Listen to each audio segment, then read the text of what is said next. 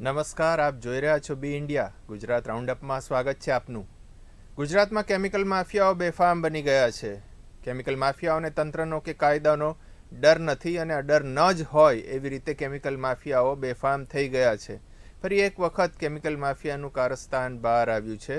નરોડા નજીક આવેલ ફેક્ટરીમાં કેમિકલની વેસ્ટ પાણીનો ગટરમાં નિકાલ કરી રહ્યા હોવાનું સામે આવ્યું છે। સાથે જ આ કંપનીમાં કામ કરતા કારીગરોને કોઈ પણ પ્રકારની સુરક્ષા આપવામાં આવતી નથી। જુઓ અમારા ખાસ અહેવાલમાં કંપનીઓ કેવી રીતે જીપીસીબીના નિયમોને ઘોળીને પી ગઈ છે।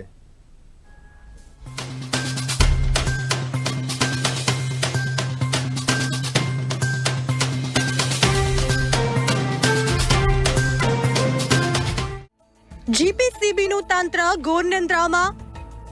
અમદાવાદમાં કેમિકલ માફિયાઓ બન્યા બેફામ। જીપીસીબીની મંજૂરી વિના ધમધમી રહ્યું છે નરોડામાં આવેલ રિદ્ધિ ઇલેક્ટ્રોપ્લેટિંગ એકમ। રિદ્ધિ ઇલેક્ટ્રોપ્લેટિંગ એકમના માલિકો કારીગરોના જીવ મૂકે છે જોખમમાં। કોના આશીર્વાદથી પરવાનગી વિના ધમધમી રહી છે આ ફેક્ટરી? શું તંત્રના પાપે પર્યાવરણ થઈ રહ્યું છે પ્રદૂષિત? કંપનીમાં કારીગરોના જીવ કોણ મૂકે છે જોખમમાં? કારીગરોના જીવની જીપીસીબીને નથી કોઈ પરવા। જીપીસીબી તંત્રને નથી પર્યાવરણ પ્રત્યે પ્રેમ। શું જીપીસીબી સ્થળ તપાસ કરી ક્લોઝર નોટિસ ફટકારશે? જીપીસીબીના અધિકારીઓની કામગીરી સામે અનેક વખત સવાલો ઉભા થઈ રહ્યા છે, છતાં પણ તંત્ર ઘોર નિંદ્રામાં જોવા મળી રહ્યું છે। તંત્રના અધિકારીઓ હવે શરમ કરો, હદ થઈ ગઈ છે। તમારા બેધ્યાનને કારણે પર્યાવરણ દૂષિત થઈ રહ્યું છે। તમારા પાપે કેટલાય ધરતીપુત્રોની જમીન કેમિકલ વાળી બની ગઈ છે। હવે તો હદ કરી છે તમે। સરકાર તમને તગડો પગાર, એસીમાં બેસવાનો નથી આપતી। બેફામ બનેલ કેમિકલ માફિયાઓને લગામ રાખવાની પણ તમારી જવાબદારી છે। હવે તો કંપનીઓ પણ તમારા નિયમોનું પણ ખુલ્લેઆમ ઉલ્લંઘન કરી લોકોના જીવન અને આરોગ્ય સાથે ચેડા કરી રહી છે। નરોડા ખાતે આવેલ રિદ્ધિ ઇલેક્ટ્રોપ્લેટિંગ એકમ જીપીસીબી મંજૂરી વગર ધમધમી રહી છે।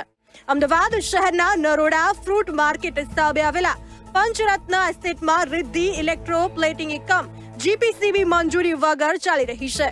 આ કંપનીના માલિકો કારીગરોના જીવનને પણ જોખમમાં મૂકી રહ્યા છે। આ કંપનીના માલિકો છેલ્લી કક્ષાએ જતા રહ્યા હોય તેવું લાગી રહ્યું છે। એને પોતાના જ કારીગરોની પરવા નથી તો ગુજરાતની જનતાની તો શું પરવા કરશે? આ કંપનીના માલિકો કારીગરોની પણ કોઈ સુરક્ષા વિના કેમિકલમાં કામ કરાઈ રહ્યા છે। આ કંપનીમાં કોઈ આકસ્મિક ઘટના સર્જાય તો તેનું જવાબદાર કોણ? શું કંપની કે માલિક આ લોકોની લેશે જવાબદારી?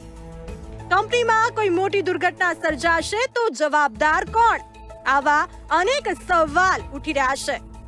હવે તંત્રએ પણ આવી ગેરકાયદે ચાલતી ફેક્ટરીઓ પર લગામ લગાવવી પડશે। જો આવા લોકો પર સત્વરે પગલાં લેવામાં નહીં આવે તો આવા લોભિયા કંપનીના માલિકો પર્યાવરણને પણ દૂષિત કરશે અને કારીગરોના જીવને પણ જોખમમાં મૂકશે। ત્યારે હવે જોવાનું એ રહ્યું કે ક્યારે તંત્ર પગલાં ભરે છે। બ્યુરો રિપોર્ટ, બી ઇન્ડિયા ન્યૂઝ।